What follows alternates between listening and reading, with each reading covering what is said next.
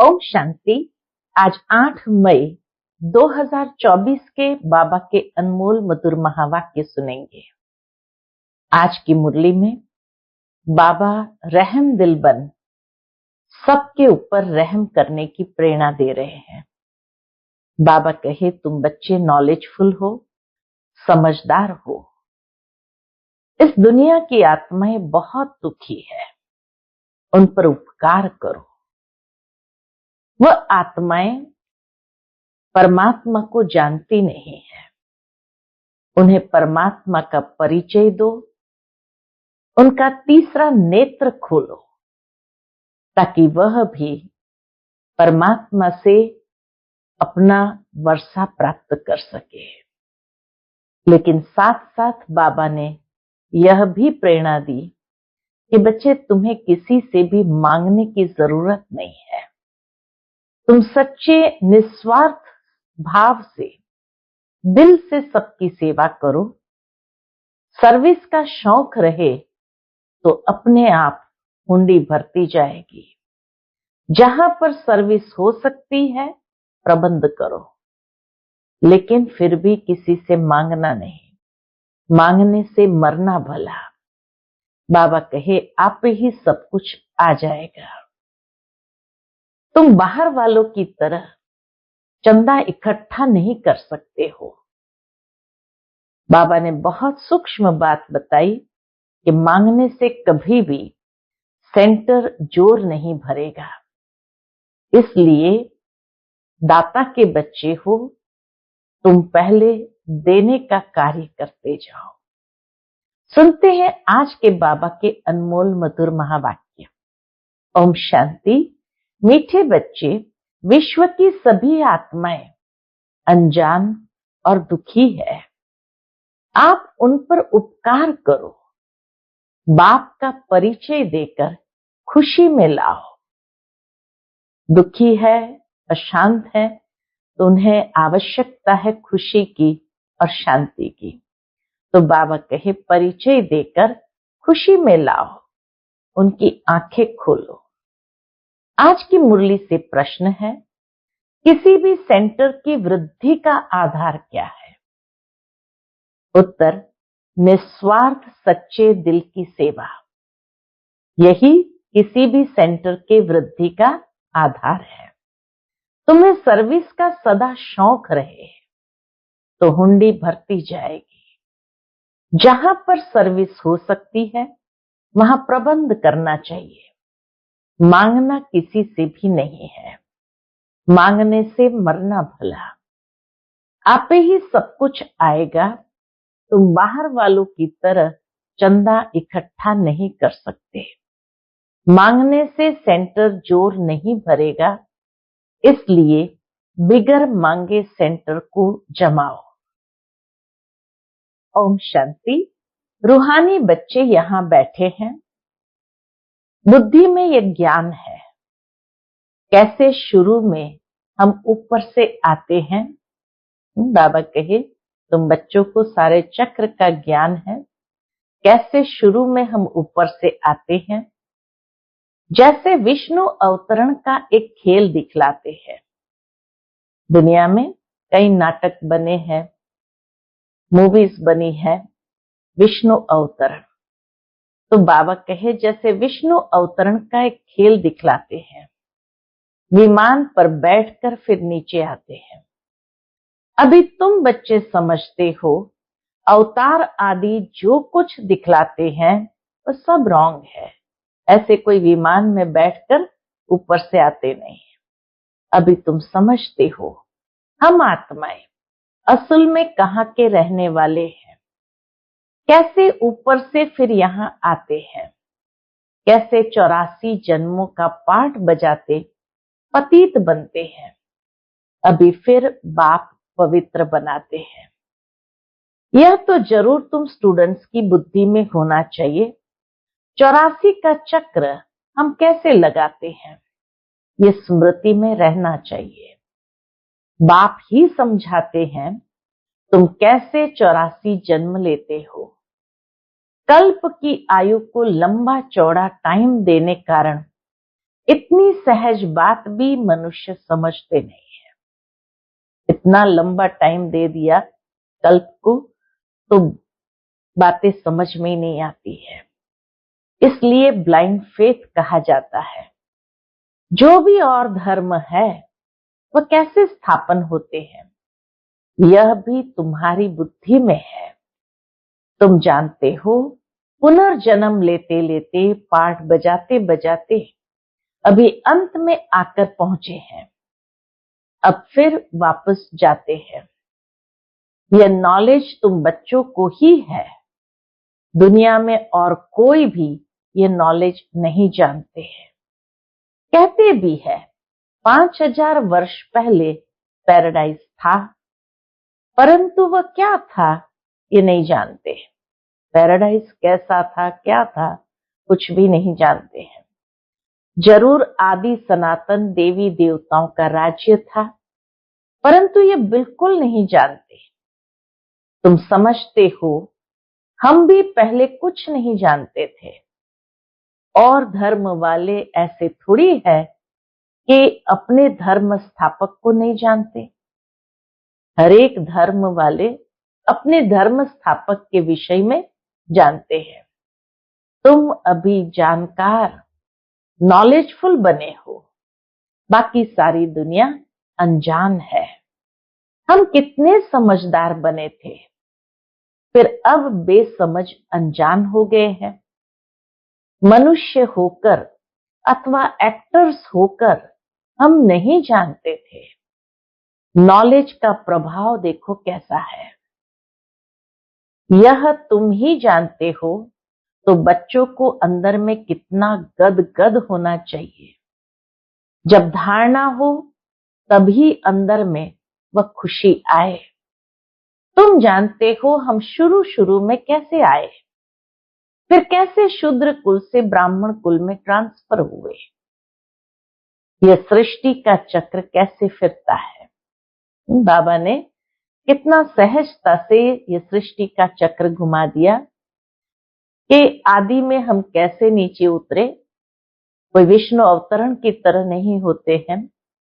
कैसे पाठ बजाया सतयुग त्रेता में, फिर कैसे धीरे धीरे नीचे उतरे, पतित बने। अब बाबा आए हैं पवित्र बनाने। ब्राह्मण कुल का बनाया और अभी ब्राह्मण कुल से हम ट्रांसफर होते हैं फिर देवता कुल में। तो बाबा कहे ये सृष्टि का चक्र कैसे फिरता है, सो तुम्हारे सिवाय दुनिया में कोई भी जानता नहीं। अंदर में ये ज्ञान डांस होना चाहिए। बाबा हमको कितनी वंडरफुल नॉलेज देते हैं, जिस नॉलेज से हम अपना वर्षा पाते हैं। लिखा हुआ भी है, इस राजयोग से मैं तुमको राजाओं का राजा बनाता हूं, परंतु कुछ समझ में नहीं आता था। अभी बुद्धि में सारा राज आ गया है। गीता में ये बात तो लिखी है कि इस राजयोग के द्वारा तुमको राजाओं का राजा बनाता हूं, लेकिन कैसे, वो सारा राज अभी स्पष्ट हुआ।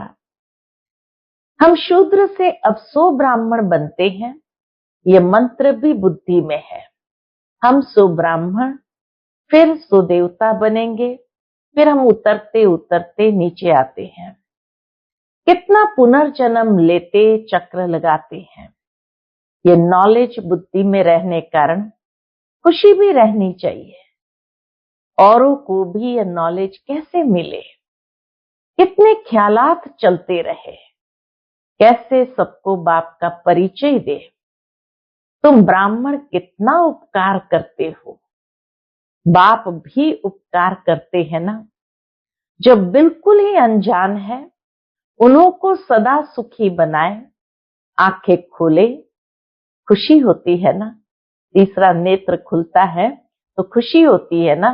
जिनको सर्विस का शौक रहता है, उन्हों को अंदर में आना चाहिए। बहुत खुशी होनी चाहिए। हम आत्माएं कहाँ की रहने वाली है, फिर कैसे आती है पाठ बजाने। कितने उच्च बनते हैं, फिर कैसे नीचे आते हैं। फिर रावण राज्य कब शुरू होता है, ये अभी बुद्धि में आया है। भक्ति और ज्ञान में रात दिन का फर्क है। शुरू से भक्ति किसने की है? तुम कहेंगे पहले पहले हम आए तो बहुत सुख देखा, फिर हम भक्ति करने लगे। पूज्य और पुजारी में कितना रात दिन का फर्क है। तुम्हारे पास अभी कितना ज्ञान है। खुशी होनी चाहिए ना। ज्ञान का खजाना अंदर में है तो खुशी बढ़ती जाती है। कैसे हमने 84 का चक्र लगाया है। कहाँ 84 जन्म, कहाँ 84 लाख। इतनी छोटी सी बात भी किसके ध्यान में नहीं आती है। लाखों वर्ष की भेंट में तो यह 1-2 रोज के बराबर हो जाता है। अच्छे अच्छे बच्चों की बुद्धि में यह चक्र फिरता रहता है। तभी कहा जाता है स्वदर्शन चक्रधारी। जितना चक्र को घुमाते हैं उतना बाबा कहे तुम स्वदर्शन चक्रधारी बनते हो। सतयुग में यह नॉलेज होती नहीं। स्वर्ग का कितना गायन है, वहां सिर्फ भारत ही था। जो था वह फिर बनना ही है। बाहर से तो देखने में कुछ नहीं आता है, साक्षात्कार होता है।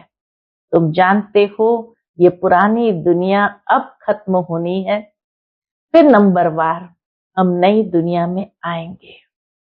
आत्माएं कैसे आती है पाठ बजाने, वह भी तुम समझ गए हो।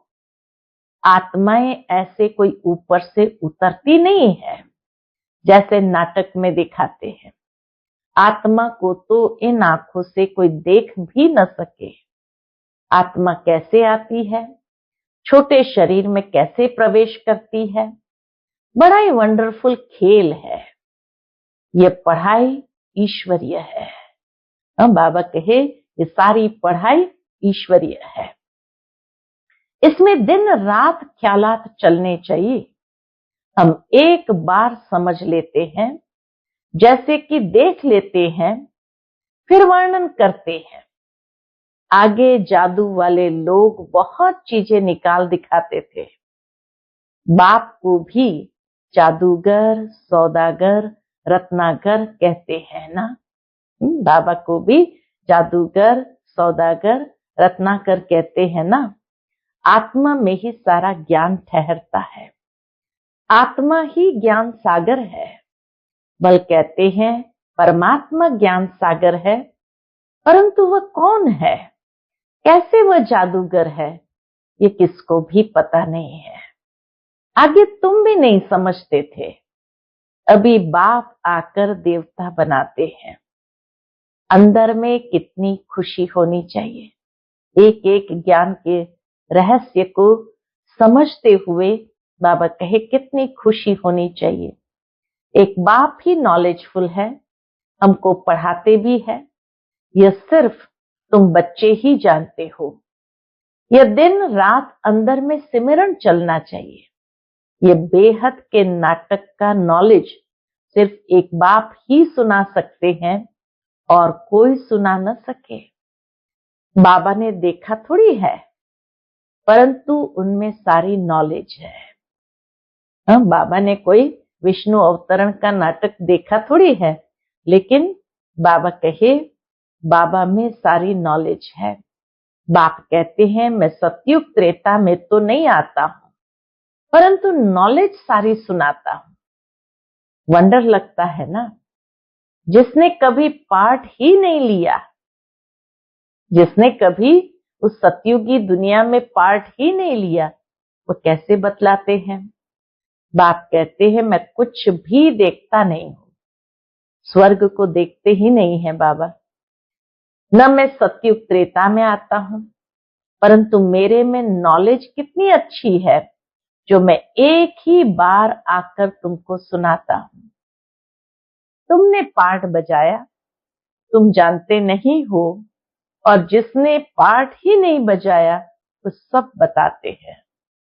बाबा कहे तुमने पाठ बजाया लेकिन तुम जानते नहीं हो, और जिसने पाठ ही नहीं बजाया वह सब सुनाते हैं। वंडर है ना, कितना वंडरफुल ये खेल है। हम जो पाठधारी है, हम कुछ नहीं जानते, और बाप में कितनी सारी नॉलेज है। बाप कहते हैं मैं थोड़ी सत्युग त्रेता में आता हूं जो तुमको अनुभव सुनाओ। ड्रामा अनुसार बिगर देखे अनुभव किए सारी नॉलेज देते हैं। इतना वंडर है। मैं पाठ बजाने आता ही नहीं और तुमको सारा पाठ समझाता हूं, इसलिए ही मुझे नॉलेजफुल कहते हैं। परमात्मा को नॉलेजफुल क्यों कहते हैं? क्योंकि बिना पाठ बजाए, बिना अनुभव किए सब कुछ इतना सुंदर स्पष्ट सुनाते हैं, इसीलिए उनको नॉलेजफुल कहते हैं। तो बाप कहते हैं अब मीठे मीठे बच्चों, अपनी उन्नति करनी है तो अपने को आत्मा समझो। यह है खेल। तुम फिर भी ऐसे ही खेल करेंगे, देवी देवता बनेंगे, फिर अंत में चक्कर लगाए मनुष्य बनेंगे। वंडर खाना चाहिए ना। बाबा में ये नॉलेज कहां से आई? उनको कोई गुरु भी नहीं है, परमात्मा को कोई गुरु भी नहीं है, उनको तो कोई गुरु भी नहीं है। ड्रामा अनुसार पहले से ही उनमें पाठ बजाने की नूंद है। ये ज्ञान सुनाने का, पाठ बजाने की नूंद है। इसको कुदरत कहेंगे ना। हर एक बात वंडरफुल है। तो बाप बैठ नई नई बातें समझाते हैं। ऐसे बाप को कितना याद करना चाहिए। 84 के चक्र को भी याद करना है। ये राज भी बाबा ने ही समझाया है। फिर और कौन सा राज बताया? विराट रूप का चित्र कितना अच्छा है। जो लक्ष्मी नारायण अथवा विष्णु का चित्र बनाते हैं वही दिखाते हैं हम कैसे 84 जन्मों में आते हैं। हम सुदेवता, फिर क्षत्रिय, वैश्य, फिर शूद्र। ये सिमरण करने में क्या कोई तकलीफ है? बाबा पूछते हैं ये सिमरण करने में क्या कोई तकलीफ है? बाप है नॉलेजफुल, कोई से पढ़ा थोड़ी है, न शास्त्र आदि ही पढ़ा है। बिगर कुछ भी पढ़े, बिगर गुरु किए इतनी सारी नॉलेज बैठ सुनाए, ऐसा तो कभी देखा नहीं। ऐसा तो इस संसार में कोई देखा नहीं। अनेक गुरु महात्माओं को भी कितने शास्त्र पढ़ने पड़ते हैं। बाप कितना मीठा है। भक्ति मार्ग में कोई किसको मीठा समझेंगे। जिसको जो आता है उनकी पूजा करने लग पड़ते हैं। कोई विष्णु को मीठा समझेंगे, कोई कृष्ण को मीठा समझेंगे। तो भक्ति मार्ग में कोई किसको मीठा समझेंगे। जिसको जो आता है उनकी पूजा करने लग पड़ते हैं। बाबा बैठ सब राज समझाते हैं। आत्मा ही आनंद स्वरूप है, फिर आत्मा ही दुख रूप छीछी बन जाती है। भक्ति मार्ग में तो कुछ भी तुम नहीं जानते थे। मेरी कितनी महिमा करते हैं, परंतु जानते कुछ भी नहीं। यह भी कितना वंडरफुल खेल है। ये सारा खेल बाबा ने समझाया है। इतने चित्र सीढ़ी आदि के कभी देखे भी नहीं है। अब देखते हैं, सुनते हैं तो कहते भी है ये ज्ञान तो यथार्थ रीति है, परंतु काम महाशत्रु है, इस पर जीत पानी है।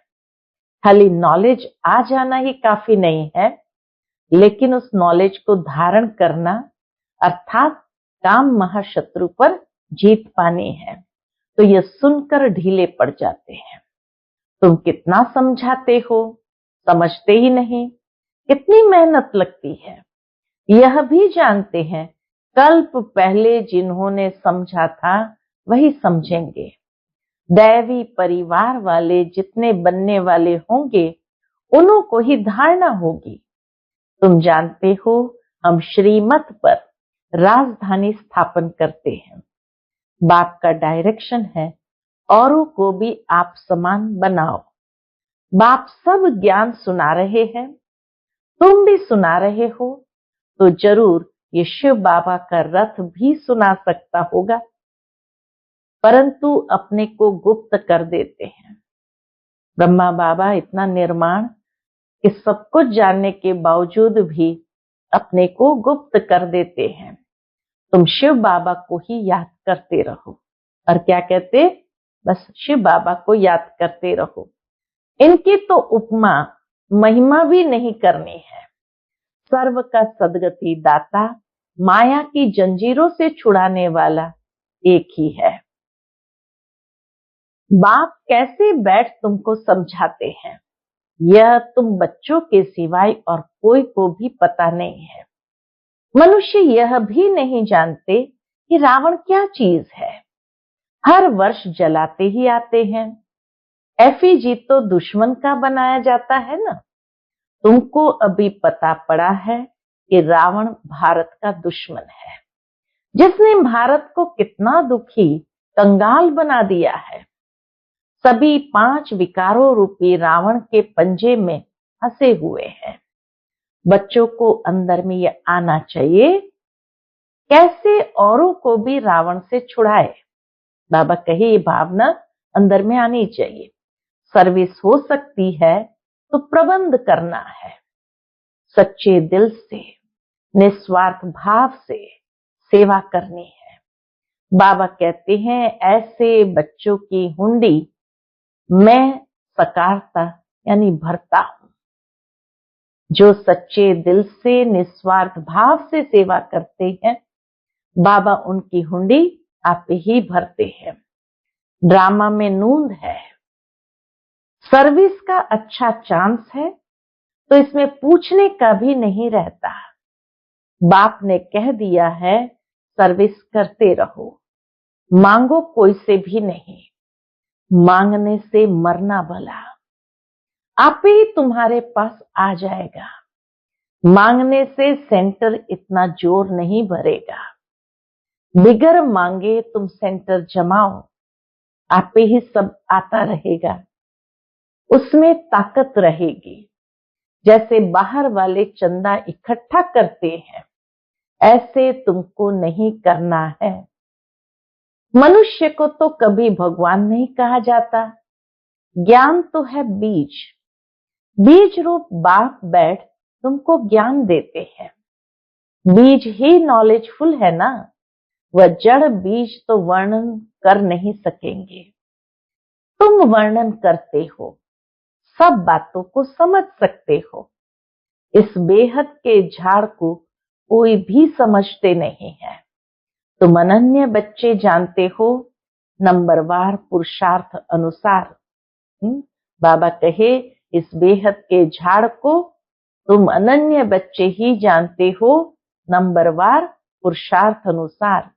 बाप समझाते हैं माया भी प्रबल है। माया कोई कमजोर नहीं है, प्रबल है। कुछ सहन भी करना पड़ता है। कितने कड़े कड़े विकार है। अच्छे अच्छे सर्विस करने वालों को चलते चलते ऐसी माया की चमाट लग जाती है, कहते हैं हम तो गिर गए। सीढ़ी ऊपर चढ़ते चढ़ते नीचे गिर पड़ते हैं, तो की कमाई सारी चट हो पड़ती है। दंड तो जरूर मिलना चाहिए। बाप से प्रतिज्ञा करते हैं, ब्लड से भी लिख कर दिया, फिर भी गुम हो गए। बाबा पक्का करने लिए देखते भी है। इतनी युक्तियां करते हुए भी फिर दुनिया के तरफ चले जाते हैं। कितनी युक्तियां बाबा बताते हैं, फिर भी कहीं न कहीं हार खाते हुए दुनिया के तरफ चले जाते हैं। कितना सहज समझाते हैं। पाठधारी को अपने पाठ का ही सिमरण करना चाहिए। अपना पाठ कोई भूल थोड़ी सकता है। बाप तो रोज रोज भिन्न भिन्न प्रकार से समझाते रहते हैं। तुम भी बहुतों को समझाते हो, फिर भी कहते हैं हम बाबा के सन्मुख जाए। बाप का तो वंडर है, रोज मुरली चलाते हैं। वह है निराकार, नाम रूप देश काल तो है नहीं। हाँ? मनुष्य तो कह देते निराकार माना नाम रूप देश काल तो है नहीं, फिर मुरली कैसे चलाएंगे? अगर नहीं है तो मुरली कैसे सुनाएंगे? वंडर खाते हैं, फिर पक्के होते हैं, फिर पक्के होकर आते हैं।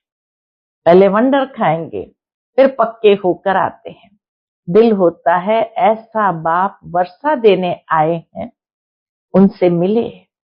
इस पहचान से आकर मिले तो बाप से ज्ञान रत्न धारण कर सके, श्रीमत को पालन कर सके। बाबा को यथार्थ रीति समझते हुए जब बाबा के पास आते हैं तो ज्ञान रत्न की भी धारणा होती है और श्रीमत पर चलना भी आसान होता है। अच्छा, मीठे मीठे सिकिलदे बच्चों प्रति माता पिता बाप दादा का याद प्यार और गुड मॉर्निंग। रूहानी बाप की रूहानी बच्चों को नमस्ते। हम सभी रूहानी बच्चों की रूहानी माता पिता बाप दादा को याद प्यार, गुड मॉर्निंग और नमस्ते। नमस्ते। शुक्रिया बाबा, शुक्रिया। आज की मुरली से धारणा के लिए मुख्य सार है। पहली पॉइंट, ज्ञान को जीवन में धारण कर खुशी में गदगद होना है। वंडरफुल ज्ञान और ज्ञान दाता का सिमरण कर ज्ञान डांस करना है। दूसरी पॉइंट,